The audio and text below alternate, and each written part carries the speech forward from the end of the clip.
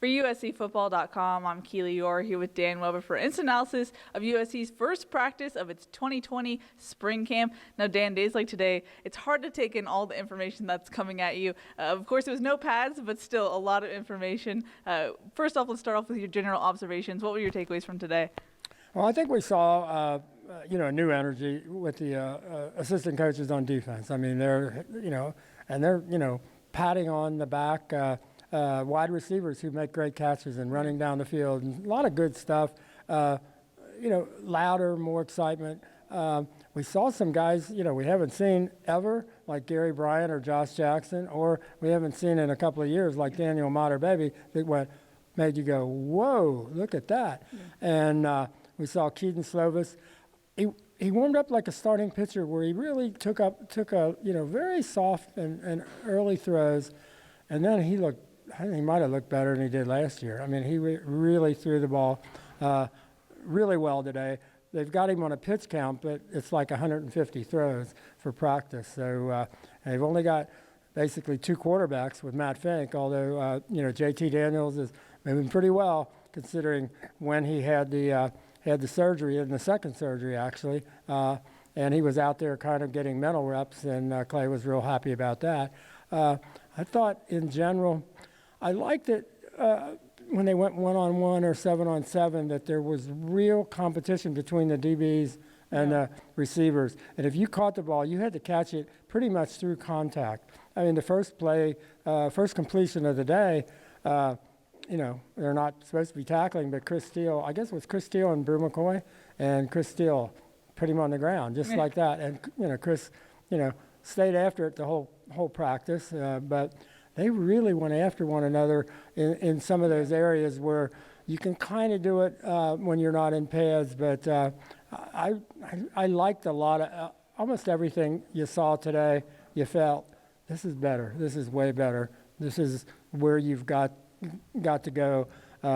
Sean Snyder just looks like the perfect professional over the special teams, and you had the feeling when he's whispering in Ben Griffith's ears, listen to him, Ben, this guy really knows what he's doing. And it just they worked on things like, before they did kickoff coverage, they worked on, the guys staying in their lanes and shedding blockers and, just all the little things that you got to do right before you can do the whole, kickoff coverage that USC was, so bad on last year. But I thought they got it just right. I think they were pretty happy with how everything went. And I think, USC fans, again, you couldn't be here. And Clay talked about that and understood it. But I think they would have been pretty pleased with what they saw today. Yeah, that's what I was going to ask you. The biggest question we had with this new defensive staff was, how was that going to change practice, especially with Sean Snyder, special teams coordinator? Will that change the timing of special teams and whatnot? What were your takeaways about how practice changed or didn't?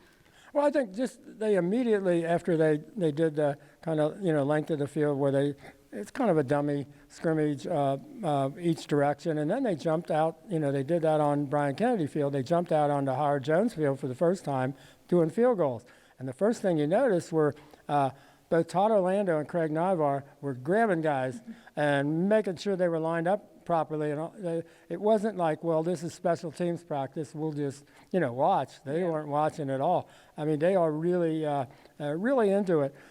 We got to see a new place kicker, that Lewis Parker out of Arizona, a big kid, or Parker Lewis. I'm sorry, I'm reading it backwards, and he got a really strong leg. He's 6'3", 200 pounds, and I think the one kickoff they let him kick, he kicked it almost through the back of the end zone. So, we just got to see things that maybe we haven't seen. But as Clay said, got 9 starters back on defense, 8 starters back on offense, and all the specialists back. Mm-hmm. So, and he immediately went from there to that. That's high expectations. Well, except for a lot of USC fans who maybe don't have those high expectations. But this is a team that you should have high expectations for, and they should have high expectations for themselves. I mean, this is a team, I think, that lost Michael Pittman, for example, and should be significantly improved in the passing game. They've just got so many guys. Yeah. And Daniel Matterbaby did some things today that you just shake your head and say, holy criminy, that guy is athletic. Yeah. You know, if you said this guy hasn't played for 2 years, as Clay said, he's got his, undergraduate degree, he's got his master's degree, and he's working on, another minor. And he just looks, he looked better than he did the last time we saw him. Well, I think he was still struggling the last time we saw him, but it's worth noting, Clay did say that Matterbaby has been granted the 6th year of eligibility by the NCAA, so he will be with the team next season. I know with Daniel, you kind of have to wait. We've seen him come out to practice multiple times throughout the last couple of years, look good. So I think with him, it's just consistency, seeing if he can do this for the next 15 practices. Yeah, I don't know. The one time he did a spin move, he went to the ground, saved himself with his one hand, spun out of the, caught the ball in contact, spun out of the contact, and took off up the field. Got, real wide base, which kept him from going to the ground, and even kind of pulled loose his wrap on his, right, groin hip area where he's had issues. But that was, kind of a spectacular play. I was talking about the last time we saw him when he was still, healthy and not injured. He, if you would not know that he had been injured, but I mean, there were almost too many. You don't see Drake London. He's with the basketball team in Las Vegas. Amon-Ra is recovering from sports hernia surgery, and Michael Pittman not here. And USC probably had more guys make more big plays catching the ball today than any time we saw last year. I mean, Josh Jackson, John Jackson. Gary Bryant. Gary Bryant, without a doubt. He's as finished an incoming freshman as I've seen. He really, and he's spectacular, actually. He's so quick and just so mature. I mean, they do not look like freshmen. So, you just have to say, you got to think if they, and everybody's talking about, how much a jump forward it's going to be in year 2 of this offense. But the focus, obviously, even for the offensive guys, was the defense. Yeah. The defense has got to be where everybody's putting their attention and their focus, and the defense has got to come around. And you don't see as much of the defense other than in the past situations and one-on-ones and 7-on-7 until they get the pads on. So, but, there are a lot of guys out there that we've always thought could play. Let's see if they can, get them to where they are able to play. Yeah. As far as personnel, though, goes, there was a lot of bodies missing. J.T. Fele and Jalen McKenzie were not at practice today just because USC moved that first practice from Tuesday to Wednesday, and they usually save Wednesday for classes, so that's why they were missed. Josh Follow and Chris Steele weren't able to finish practice. Trainers were looking at Josh Follow's right hamstring, and then Chris Steele, they were looking at his right foot ankle area, but I believe those two actually passed behind us during instance, so I'm not sure about their status, so we'll see about that. But Dan, I'm going to throw it to you because there's a lot of bodies that are still rehabbing, not full go, and you have that done better than I do. I think Talanoa Hufanga is still coming back from that surgery, and he hadn't been released yet. You got Vavai Malapai has got a big. They're wearing bigger knee braces this year, so the rehab. You can't call it Rehab Island anymore because those guys they're running them, 40-yard sprints and 10-yard sprints and 100-yard. Runs and doing all kinds of. I mean, that was, you'd be much better off probably doing the regular practice than doing the rehab work. That was the most serious rehab work we've ever seen here. But Talanoa and Vavai were both in that group, and you've got. They basically had 2 running backs because Keenan Kristen is running track. So then you've got Stephen Carr and. Quincy Jonte, and they got. And again, they didn't do a lot of running the ball. Stephen had a nice, goal line touchdown run. But let's see. As far as Josh Fallow, I don't think he really got into practice at all today. He's still, just not ready to go yet. Trying to think now, who else? JT Daniels, again, he had a second surgery, which. to do some cleanup work, which Clay said maybe has pushed him back, but he's he's not limping much. If he had to move really fast, you could maybe pick up the limp. But when he was walking, he didn't, and I think by the end of spring he'll be able to throw against air. But he was out there with them and doing all the mental reps. Keaton, I thought we were going to see a little bit more of him taking it easy or getting into it. Once he started throwing the ball, he said he was throwing, he felt better, like throwing the deep ball and all of that. I thought once he realized how well he felt, he said maybe starting a week ago he would have classified himself as 100%, but he really looked like 100%. Trying to think. Abdul Malik McLean, Hunter Echols, Gino Quinones, those were the guys doing those sprints. Talanoa Hufanga, I asked him, when did you know that you needed shoulder surgery? And he said middle of the season, but he didn't get it till after the Holiday Bowl. And that seems to be a theme that we keep hearing. Amon St. Brown, Andrew Voorhees, he's further away than I think we thought he would be. Marquise Stepp is someone who I believe will be out for the entirety of spring. So guys who we kind of expected to come back, it seems like it's taking longer than we originally thought. Yeah, but I mean, one of the things we find out about Andrew is that he did 44 reps of 225 pounds, which would have been either the third or fourth all-time or tied for one of those. It would have tied for the most the last year, and that's kind of unbelievable territory to be able to bench press 225 pounds 44 times. So yeah, hope they figure out a way to get him back in there.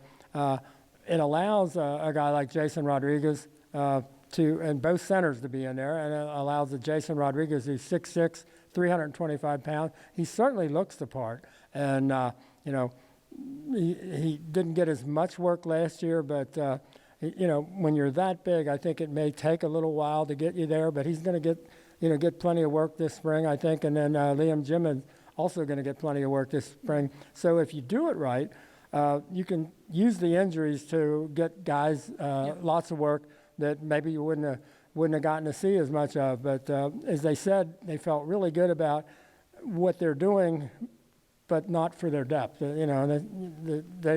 need reinforcements on the offensive line. Yeah. I don't think there's any question. But and then they're in the secondary. Well, I think also you've got Munir McLean. He's out with the knee surgery. And Then the secondary, Isaac Taylor Stewart went from kind of walking around to a cart.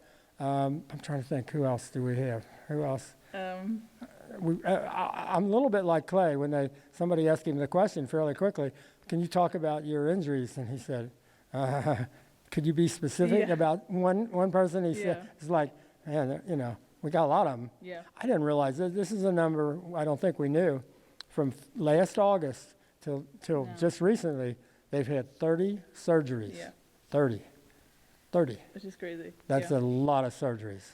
You alluded to the first team offensive line. I'm going to run through it just so I can get your thoughts on what you saw from it. Left tackle was Elijah Vera-Tucker. Left guard was Justin Dedich, which was interesting.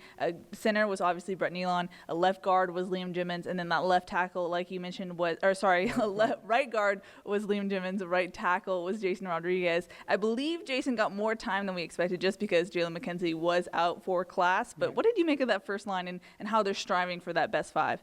I mean, they look like, they can – I like the idea of playing the two centers, although, you got the big guy, shorter than really big guy. So, usually you'll see a center that's in that 6'2" area, but 300 pounds, but you don't have two of them next to one another. But both of them like to hit people. They're really smart. They're really competitive. I like the idea of starting with that group and then seeing where it goes. And adding Jalen, McKenzie to the mix. I thought Clay said it was interesting. Both Elijah Vera-Tucker and Jalen McKenzie are also going to get some snaps. Yeah. So what that tells you is they may want to keep both Dedich and Nealon in the game and not want to take, say, if one gets hurt at center, not necessarily taking the other one and moving to center, but maybe putting one of those guys at center. Yeah. And it obviously helps them, for the NFL. But I thought that's smart. I like that kind of, cross-training, mixing and matching, giving guys a chance to, back up at several different positions and all that. I think that's smart. I think that was a good way to go. And again, they didn't, you didn't see any obvious breakdown at all in the pass blocking, and the run blocking you can't do without, shoulder pads at least. But they look like they know what they're doing, and they ought to. This is, again, it's the second year. Didn't look like you're having to do a lot of install because with the offense, I mean, they're just taking what they did last year, and it's year two. Mm-hmm. And as far as backup center, I think that also speaks to Gino Quinones and where he is, because he is that guy in the depth chart behind Justin Dieter. So I think that's also why they're cross-training. As far as the defense goes, I know it's first day, not much you can fully tell. It looked like a 4-2-5. We got to talk to Drake Jackson today. He said he's playing the defensive end, outside linebacker hybrid role, that B backer. What did you make from the, first impressions of this defense?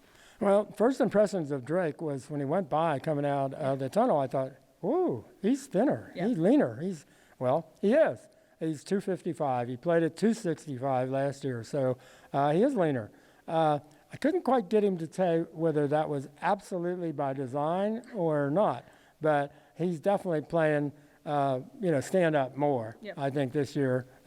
And I think that's what he wants to do, and I think that they feel like, that's what they're going to get out of him. I mean, you got... before with Jordan Iosefa, we didn't get mention him. He's still, here's the guy that they were hoping was going to get back. I can remember this vividly for the Notre Dame game. Yep. He's not back for spring, practice yet. But when he walks by, he looks like an NFL player. I mean, he's mature, and you got to think he will be in the mix with Palaie and Kanaima Uga. And Raylan Goforth, and all those guys look bigger and stronger. Whether they get them to the point where they can all do what everybody wants them to do and needs them to do, we'll see. But again, they look like players. Last year they looked like players too until they started playing. And you got to get defensive guys who can make plays, and so that's going to be fun to watch. I think, to see where this defense goes and how. I mean, there are enough athletic bodies out there to have a pretty good defense. Mm-hmm. But last year, they didn't have a very good defense. So, we'll see where it is. But, the basic, building blocks, I think, are there. Yeah. Like Dan said earlier, Clay Helton apologized to fans that they're not able to come to the first 6 practices. Clay thanked USC for their precautionary measures. They're being proactive rather than reactive. But he said they're going to reevaluate that stance by March 29th. But before we even started filming this, the NBA just suspended their game. So it seems like the precautions and whatnot are getting more serious rather than de-escalating. So we'll keep you updated on that front. But any takeaways, any final thoughts before we wrap it up here? Well, I thought, with the number of guys that weren't here, there might be more of an issue of really getting things done. I didn't get any sense of that, and even when you had guys like Jay Chiavelli and Jalen McKenzie not here, it just, I thought it went, really well, and, as these practices do. I think the energy infusion from the new coaches is terrific. I mean, they really, and the kids love it. I mean, it's obvious they're so excited about this kind of new energy, and not saying anything about what happened before, but you can tell this is exciting for these guys. And then you watch Keaton, and you see where he could be in year 2, which is the big step-up year. And then to see the new guys, that we hadn't seen going with them, with the Kyle Ford and Gary Bryant and Josh Jackson and Daniel Mater-Baby. Basically, that was kind of their first real serious action on the field. And you thought, man, they're not. And yet, the danger of talking about that is Tyler Vaughn had a spectacular day today. Yeah. I mean, he did amazing things. I mean, he caught the ball with people draped on him every way they could be draped on him. And he looked like, okay, I'm going to assert myself this year. Yeah. I'm the guy, and I'm going to show you I'm the guy. So there's a lot of stuff to be positive about. This is a team that could be awfully good offensively if you get, that right combination up front. And if they can run the ball, they're going to be able to throw it because, they just lined up like one time with Gary Bryant in the slot and Brew McCoy wide, really wide. And Brew comes down, and you got to kind of respect him with a little extra help. And Gary Bryant just ducks out to the outside really quickly and get him the ball, and he's up the sideline, and it's hard to recover if you're a defensive back who's gone inside a little bit with Brew.